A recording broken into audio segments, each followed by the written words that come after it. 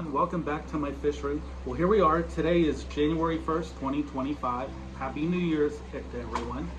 I thought I'd start the new year with something I haven't done yet in the fish room that a lot of people have been asking about. Thought I would do a little bit of a small micro fish tour. And the reason I say micro fish tour because I have 110 aquariums. So I figure what I'll do is break it down in parts and videos over a couple of days so that you folks can get a better feel, because I don't want to bore you to death with a 2-hour fish tour. So I thought I would start out on the wall behind me, and let's get started.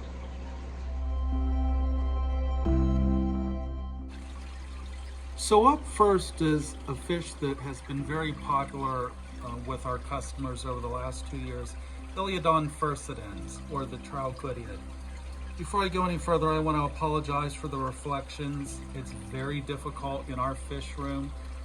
We have a lot of lighting for the plants and things we do in the fish room, so I apologize for all the reflection. But again, this is Iliodon furcidens. We actually have 4 aquariums and breeding different colonies of this bloodline. And this guy tends to get anywhere from 3.5 to 4 inches long, so they're one of the bigger goodeids. They've been very prolific in our fish room this year, and we're looking forward to providing more to everyone in the future.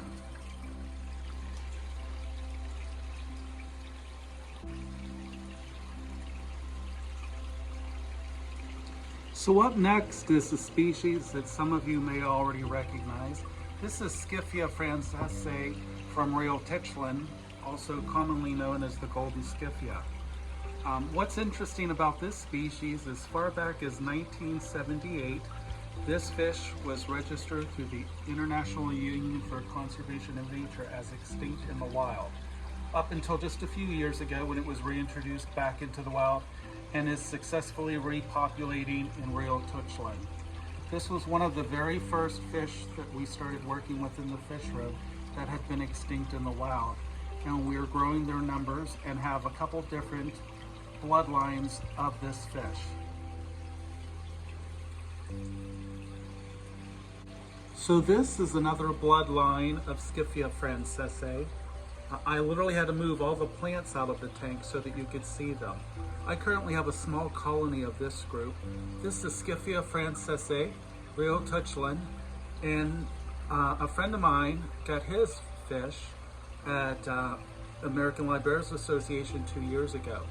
And these fish came from Aqua Lab in Jalisco, Mexico, and ALA was able to get a few of them, and my friend was fortunate enough to get them in the auction, and he shared some of them with me. So I wanted to do a big shout out to my friend Rich and helping me to increase the numbers of this bloodline. This bloodline, like I said, comes from Aqua Lab in Jalisco, Mexico, and this lab is actually breeding these fish in numbers for reintroduction back into the Rheotichlin.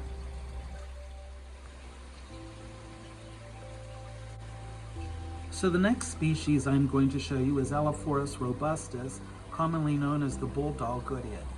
This goodeids is one of the larger goodeids. They can get well over 5 inches long, and they tend to have the temperament of a South American cichlid, so they can be a little aggressive at times. I have a colony of 7 of these fish in a 75-gallon tank right now.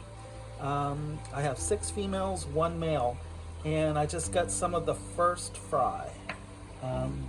These guys, their diet consists more of animal-based protein, but I do supplement them with some spirulina algae and things for nutritional fiber just to keep their digestive systems going.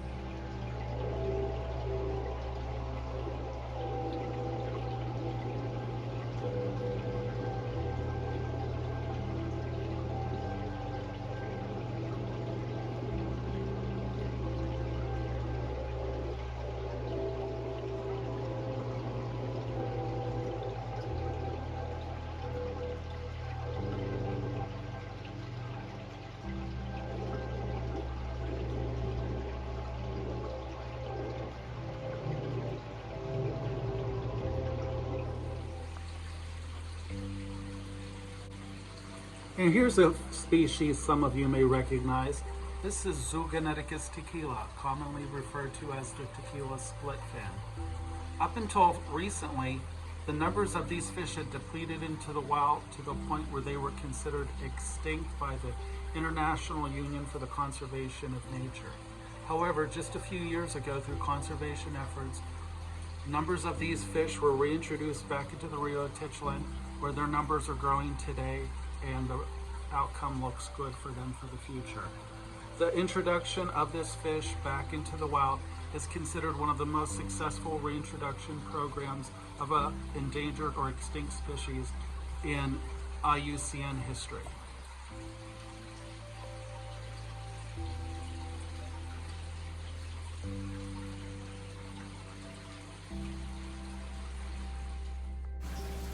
This next fish is a species that actually isn't a critically endangered fish. This is Alpharo catratus, the Liberian knifefish. These fish hail from Costa Rica, and they are in the family of Pisciliid.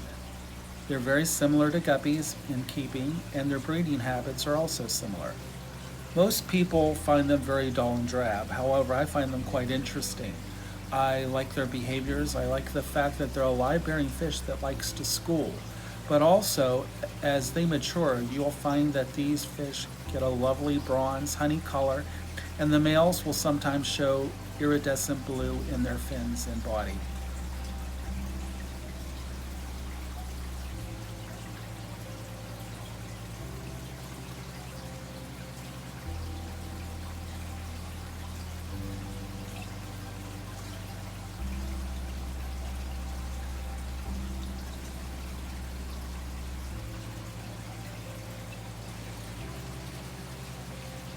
And now as we come to the center of the fish room, we're coming up to an area where I have 2 racks of 10-gallon tanks where I'm currently rearing up juvenile and fry of 10 different species of goodeids that will be available in the upcoming season.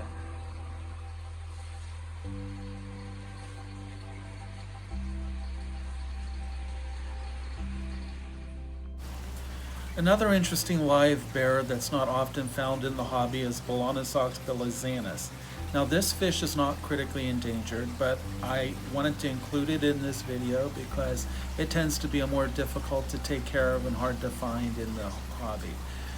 This fish is a live bear that can have up to 30 babies, and they get very large. This female at the time of this video is approximately 6 inches long. They are a predatory live bear known to eat fish and other small invertebrates.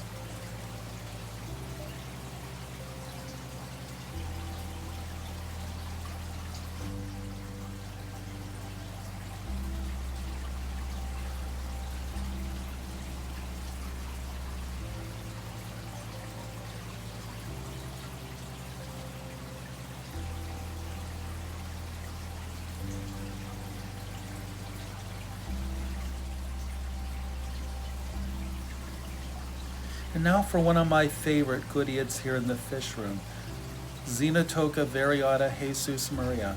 This critically endangered fish, known as the jeweled split fin, is highly colored and spangled with similar characteristics to the Amicus splendens.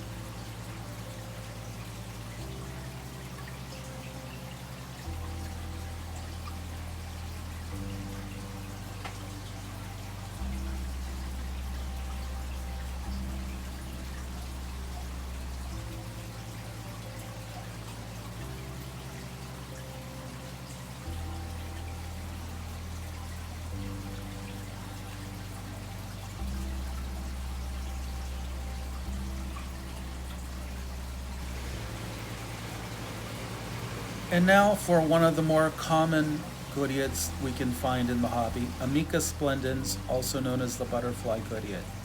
This goodeid was the very first goodeid I ever obtained in the hobby, and I obtained them from a gentleman who I've come to revere and respect, who has become a mentor and a friend, Greg Sage.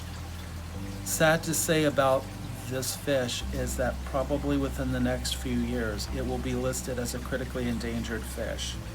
Through research reports over the last year, waterways of Amicus splendens are greatly diminishing. They are at a pivotal point now where there are only 2 micro-endemic locations left.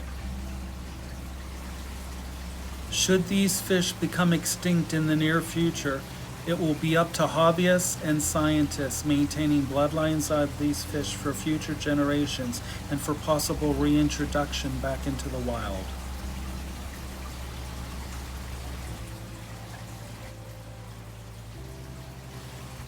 And last but not least, Ataniobius toweri, the blue-tailed goodeit from Antiojita, San Marcos, Mexico. At first glance, many of you would feel this isn't a special little goodeit at all. I'm sure you feel it's not very colorful. However, as these fish mature, the males will begin to display shimmering powder blue on their sides, along with a vibrant metallic powder blue on their tail. This species tend to be fast-paced swimmers and require larger volumes of water. That is why I keep mine in 40-gallon breeders and in 75-gallon aquariums. It's also important to understand that these guys are great jumpers and caution should be taken to keep them contained and safe in the aquarium.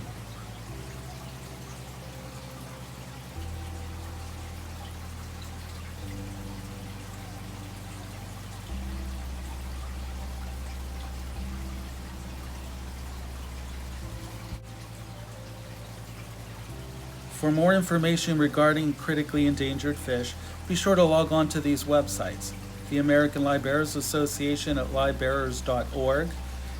If you're interested in obtaining a list of critically endangered fish, log on to the CARES program at caresforfish.org. And for more information regarding goodeids, log on to the Goodeid Working Group at goodeidworkinggroup.com.